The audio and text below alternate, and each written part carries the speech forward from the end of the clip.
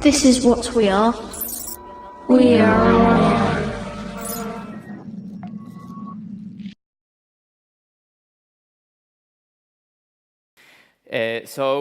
Now we're going to start the panel. So for this, we invite the moderator, Thibaut. Woo! Hello. Thank you for having me, Andres. Thank you. How many IAM weekends? It's my third. And thanks so much to Félix Magal, who couldn't be here actually this weekend. And I was presenting last weekend about the Museum of Internet because he introduced me, just told me, like, come with me in Barcelona, you're going to love it. And I love it. So thanks again, Andres. Yeah, Felix, if you are in the internet, we love you. Museum of Internet on Facebook, for those who don't follow it. So, Thibaut, you have basically the stage is all yours. We're going to rearrange that Marie. a little bit, if that's fine. OK, so come on. Please, a big round of applause. OK, how do you want to get? Yeah. You know, it's internet age media, so like you do exactly what you want. You can be on stage like that, and you just rearrange things, so it's easier that way. Yeah, like it's like home, right? Yeah. With a few hundred friends. But it's fine. Like I have like 800,000 Facebook friends. But it's not the same when they're in the same room, so yeah, it's the only issue. Well, Kelani and Mary, thanks for being here in this panel, Beyond Disciplines. We have plenty of time. Unfortunately, as Andres told you, we don't have Elijah with us. You both come from various ways of addressing the futures. I noticed this morning, right? Thanks, Monica, always futures. The futures of arts, also education. We're going to talk about skills, for example. I think that's a fair issue there. Well, the first thing I wanted to ask you is, find that interesting, Kelani, that first you open a space, and then you're moving into a non-space organization, I would say. So you're going the virtual way in some ways? Mm-hmm. Are you doing that? Like, what can you do with the current that you couldn't with the physical space? Like, how do you see that evolution for you in your practice? Well, I think that the focus of the current is really around this act of collecting and direct support of the artist. So, you know, one of the just real factors that we're dealing with is the price of rent in New York City. And if we have an endowment that we're operating on, we'd rather invest that directly in the studios. So that kind of necessity, I think, is around the space. But I think it's also a new audience that we're trying to bring together in this community that maybe has other spaces that they inhabit. I think with transfer, creating that physical space was so important because it was already an active community online, but having that offline gathering space was crucial. So it's just, I think, a different set of circumstances, the shift. Because I just seen a picture of you emptying part of transfer, and the amount of things for virtual art or online art-based gallery, the amount of stuff that was there, these objects. It's amazing, actually, how many objects that your artists are collecting now. Yeah, and even for mediated works like moving image or virtual reality, there are so many physical components of these work, and the overhead of that, and the hauling, and the storage space, and the cost of all that is really intense part of supporting these practices. So we need a Dropbox for physical art. Yeah. Or something. Thanks. Yeah, Mary, tell me, I understand that the Somerset House is being refurbished as we speak, and so you're opening new spaces with new missions all the time. Isn't it like easier to open an online platform? Like, why bothering using this perfectly rentable place in the middle of London and giving it to artists for cheap, instead of giving it to great startups such as, I don't know, like Facebook has a gigantic, and Google has a gigantic place in London, with the price per square meter? I don't know, like, isn't it more useful to just open an online platform for you?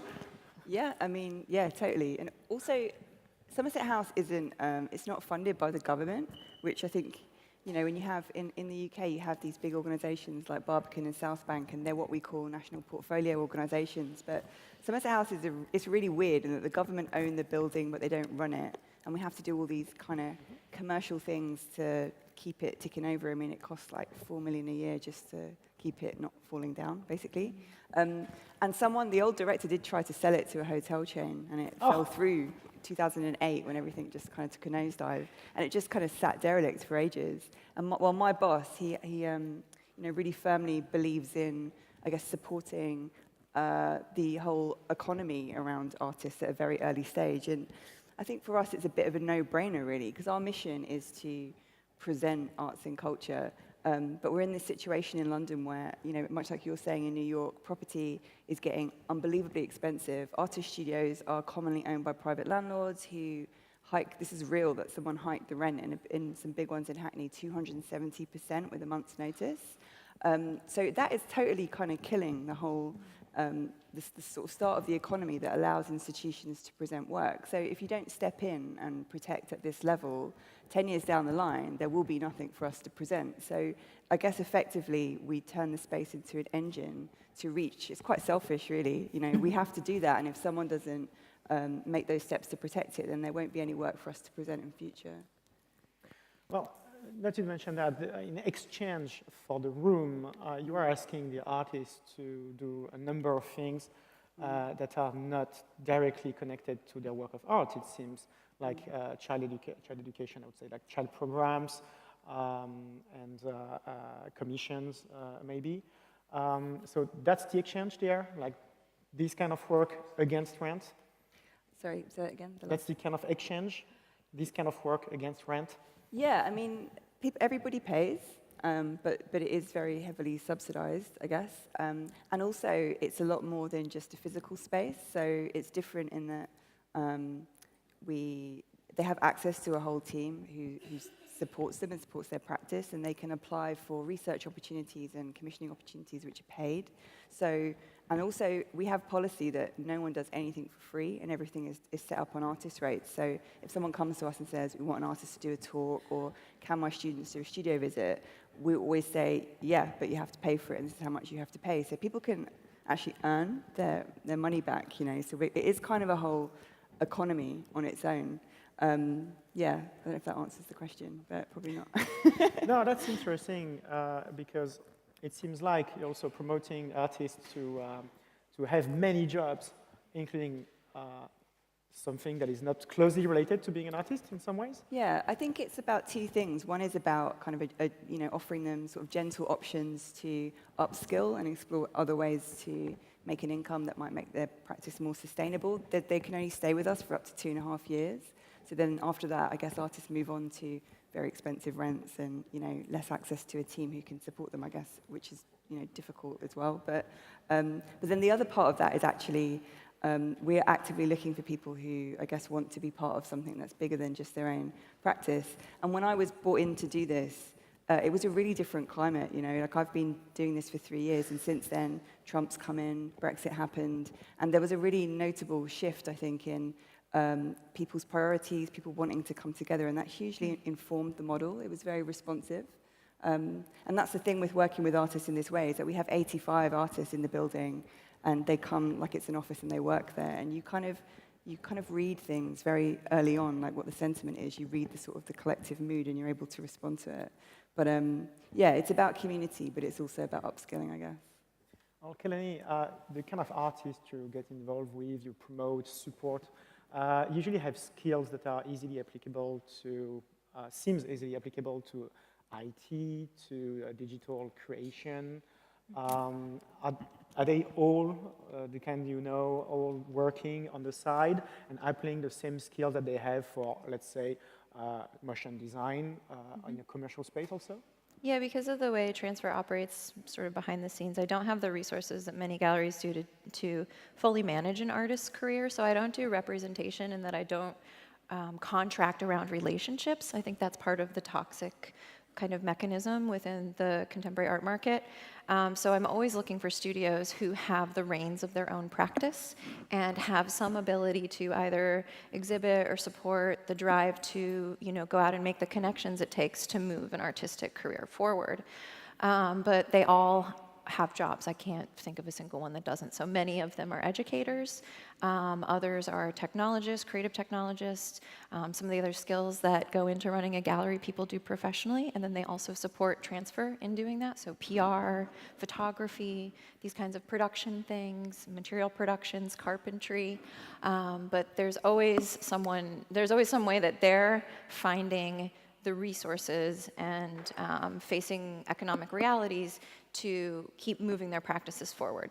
And that's how I work too, so it would feel very strange were I to work with an artist who had some other kind of privilege or structure that didn't require them to do that. Because yes, to clarify, right now, as yourself a professional, you manage actually 2 or 3 different jobs at the same time, it seems. I'm doing 3 jobs right now. So I'm on a contract right now with a client, and I'm running transfer a little bit of a different way this year. In 2018, I've handed the keys over to other curators. I wanted to make space for new perspectives within the gallery space that I have. It's such an incredible space and a great deal. I wanted to keep it open and experimental, but I'm not actively investing in producing shows there. So it takes a little off my plate, but I'm doing more with traveling formats like the transfer download and other things like that, and then also the new initiative for the current museum. I was going to ask you both, actually.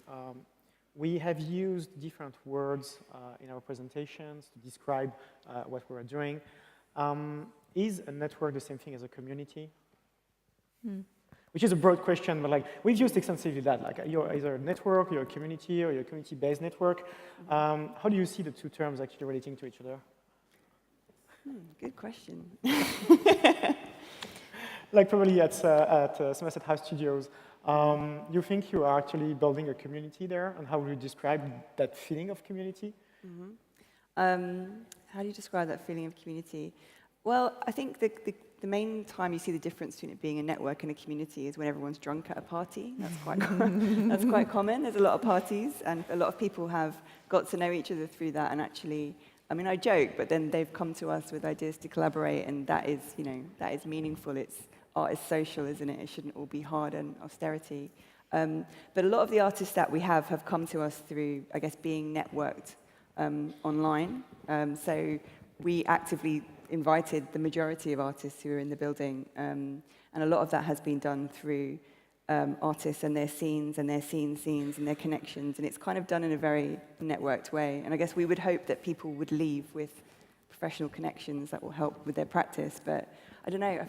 I find, because there's artists and residents in the audience, and I kind of feel like I don't, I don't want to tell them they're a community when they're not. But I kind of, on a personal level, I feel that it is, because it's about more than just work. I think there is a sort of a holistic, caring, 360-degree approach to people's circumstances. It isn't always just about their practice. It's about, me and my team are quite often dealing with people who can't afford to pay their rent or have mental health problems, or it's a very human approach. And networked, I guess, to me just feels like a colder word. Maybe that's why I use community. I don't know how you feel about that. Yeah, no, I would echo that sentiment. I feel like networked is more of a mentality or a descriptor for the sort of sensibilities and the ways that people are exchanging.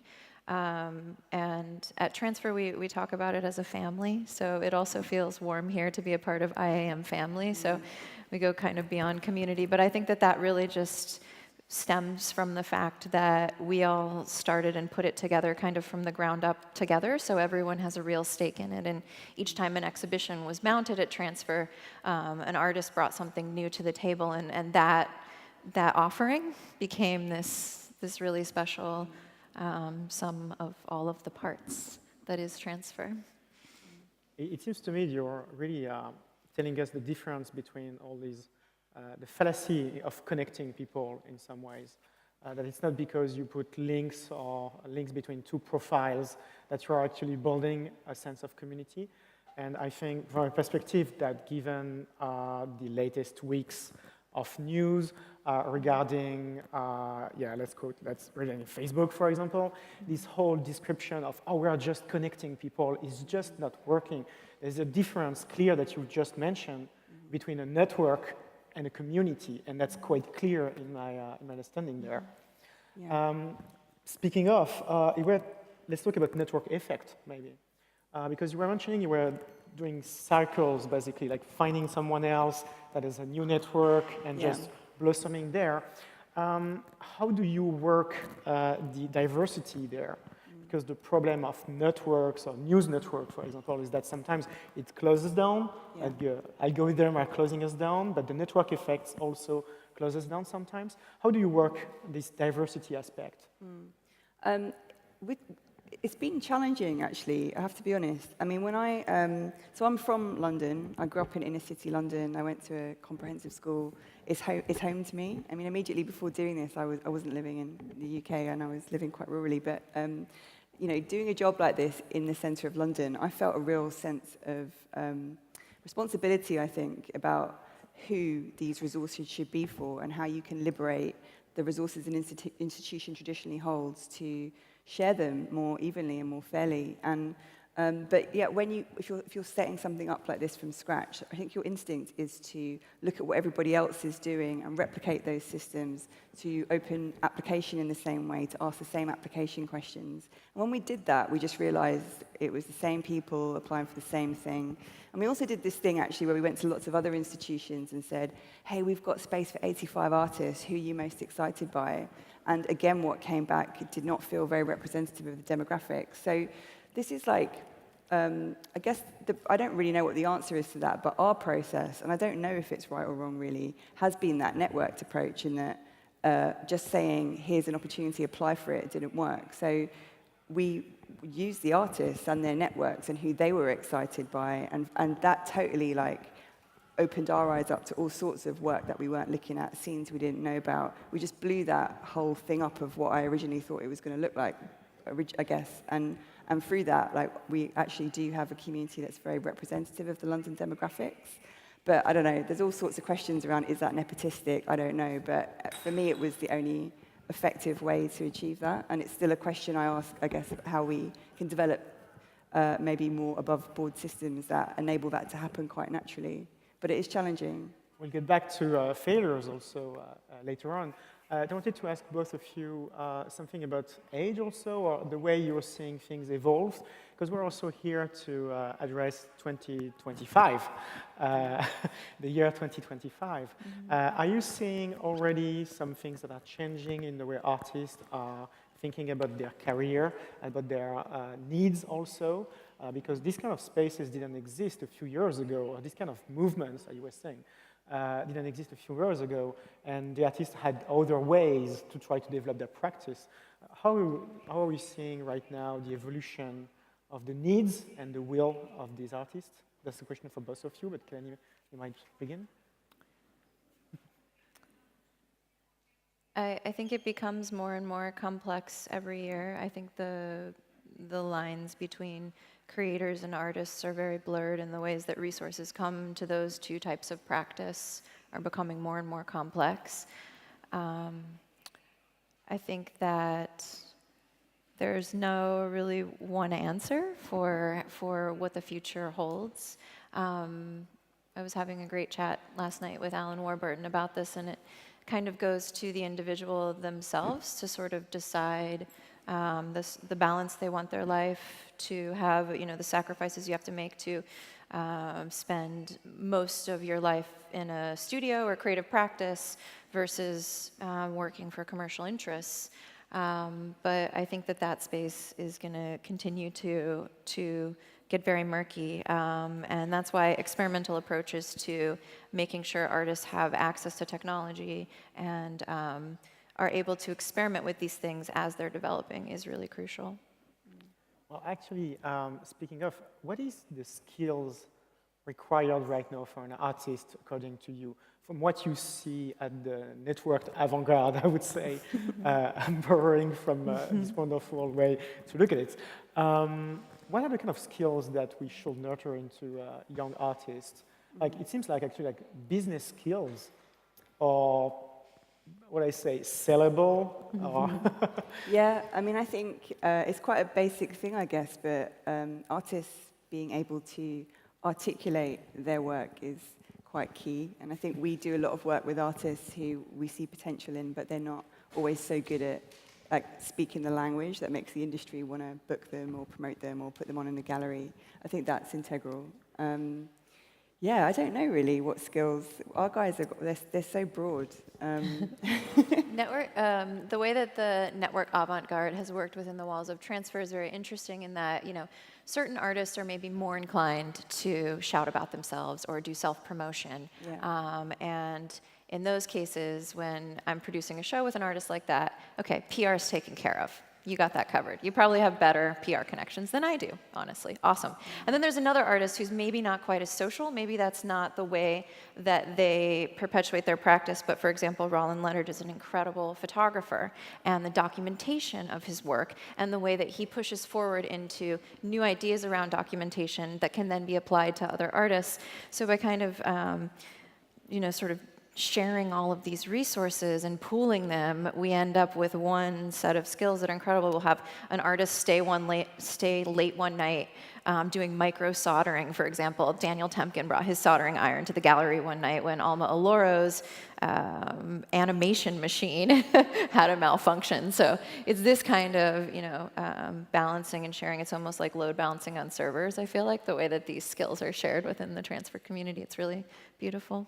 I'll jump on that in a moment. Just saying for the room, you can ask your questions on WhatsApp. I'm reading them at the moment, so don't hesitate to ask the question there, and we can go on.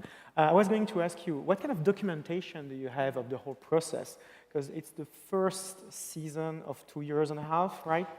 At the moment? Yeah, we've got some artists who've been with us for just over 2 years now. So are you thinking about documenting the process? Are you thinking about archiving? Is there some legacy that is being built? Yeah, there is. I mean, this is the thing. We're so new that we're really only starting to ask those questions because we're at the point where people are starting to leave. So, I mean, for us, going back to what I said earlier, there's a lot of questions about how we can continue to support people once they go. Because, of course, if you've been given a cheap space and support and opportunities to earn money, like the climate outside of our building hasn't really changed. And so how we can still continue to support them within the resources that we have is a question. But we absolutely intend to have some sort of alumni legacy attachment. And we're pretty good at, I think increasingly we're realizing that whether it is learning or a public work or a documentary about their process or their practice, that we are, we'd love everyone to leave with at least one solid thing for their portfolio that is that thing that they can articulate more clearly, this is what I do, or it is a piece of work that they're really proud of, or it is a new skill that's going to help them get work in a different field. So we are trying to make sure that everybody leaves with one thing that's tangible. But I think alumni is important, and it's what everybody's asking now they're going as well, as how can they keep connected, which I hope we're able to answer, but we don't know the answer just yet. Well, you see legacy institutions also, such as the Interactive Telecommunications Program at the Chief School of Art. The alumni network is amazing, actually. It's something that really nurtured in the last 40 years the industry and the arts.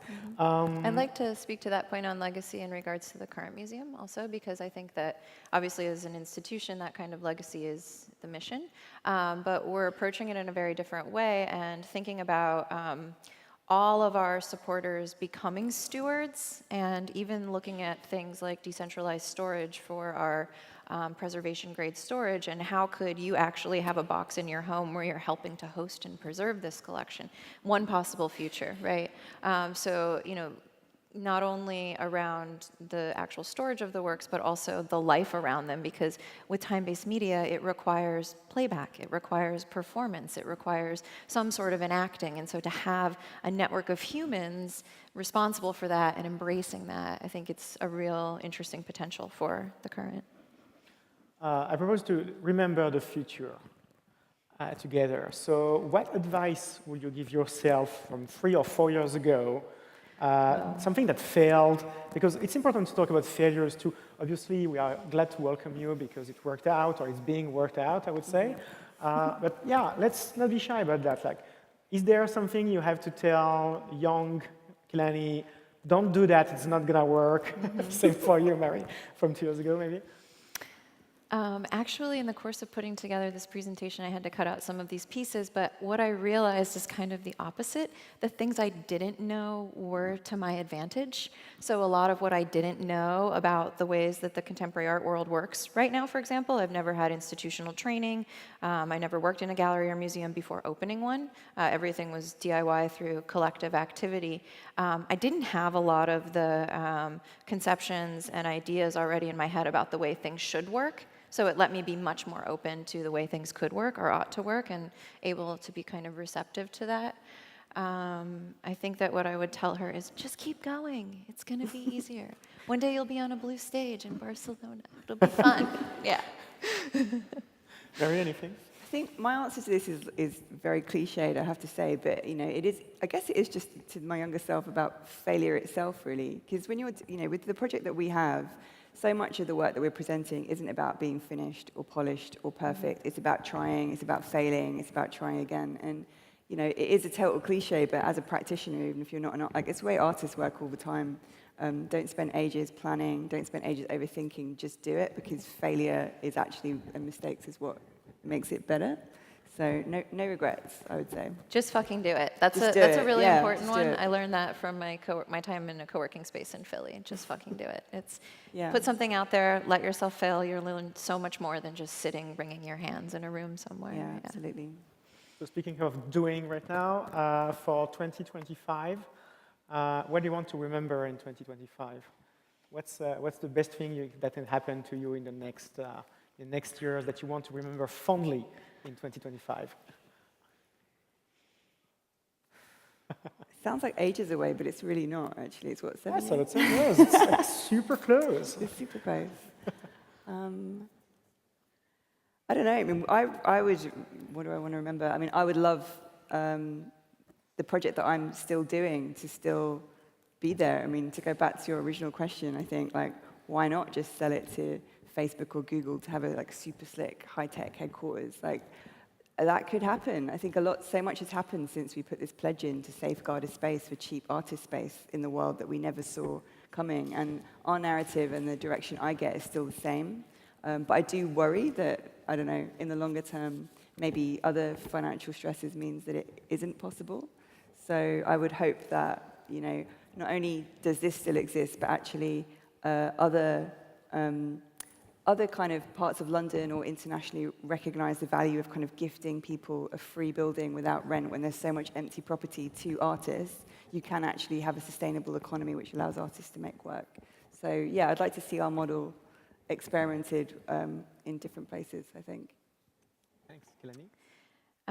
When people sometimes ask me about the future of technology, I feel like the only thing that really matters right now is this idea of decolonization and creating space for perspectives to enter in where they haven't been before. And I think that what I hope to look back on in 2025, which is less than 25 years from now, is Yeah, we're old now. I hope to look at that moment when I really learned what I needed to know to really be a valuable ally to open up those spaces. And what I would love to look back on is a history of a few years where these salons and this idea have sort of popped up in locations where there's definitely vibrant art communities, but there's something you never hear about in the art centers of the world. So that to me would be a real special result of some of the activities. And I didn't respond to your question earlier about diversity, but it's something that's really important to me. And I started in 2016, I kind of took a look at the gender balance in my program at Transfer, and I realized that I did have slightly more men than women in my program, and so I committed myself to just doing solo shows with women for a year. I didn't talk about it much. It was just something that I was kind of giving to myself as a constraint. And in that year, the work was more powerful than any of the work that I had done. So I just kind of kept doing that. So Transfer has been a space for only women for the last 2 years. And this year, I was trying to even sort of get out of the way even more and make more space by inviting curators in who have different perspectives than me and different abilities to bring in those perspectives into that space. So I've handed the keys over to a bunch of interesting women. to do that. And then as far as the current goes, we're really keen to be speaking to new communities and reaching new audiences that don't typically get that kind of attention from the institutional art world. So one of our artists that we've been collaborating from the beginning with the current is a collective called Hyphen Labs, and they're a collective of women of color. They were incubated at the current in 2016 when it sort of did its first pop-up, and since then their work has gone on to Sundance and sort of all these amazing festivals, traveled the world. I'm sure many of you have probably seen these pieces from the Hyphen Labs women. And one of the things we're talking about doing now is thinking about how, as an institution, we could acquire that piece and then support it reaching young women of color. So we're thinking about like after-school programs or creative programs within high schools, where maybe we can distribute that work somehow into those environments and reach that, you know, not only that audience that typically isn't touched by the activities of institutions, but also that generation, and start to speak to a new generation and bring artwork to them again in the classroom or in the context that they're in. And do you have a sixth sense? Because that's the exact question that was asked on WhatsApp, just like a minute before you wanted to like interview on that. That's fantastic. So I think you are well connected, definitely, to the internet there. Maybe to sum up together, what's next in the next weeks, in the next months, in the next year? How can we get in touch with you? Obviously tonight, you're leaving tomorrow. So if you want to get in touch with her, that's tonight or never, which is important. Yeah, what's next for you? How can we reach you, help you? Well, I think for us, we've focused for the last 18 months on building this community, and now we're looking at commissioning bigger projects and increasingly working with using those artists and those projects to bring people into the building who don't normally come, such as the young people in the video that I showed. So that is going to grow, I hope. From August onwards, our projects are bigger, and we have more initiatives like that rolling out, and that's super exciting for us. Cool, yeah, and transfer download is going to Santa Fe, New Mexico. That's going to be fun in the sun. And then also the current museum, our second salon, is on May 23rd. I didn't mention in the talk, but we live stream in 360, the salon, so you can like sit there with us in the headset if you want to. But it's online, Facebook Live, 360 if you're interested. It's May 23rd, 8 p.m. Eastern time, which is quite late for many of you, but. And the recordings are available, and that's on the topic of permanence. Well, Kelani and Mary, thank you so much for your participation, for this talk. Thank you. In randomness, we trust.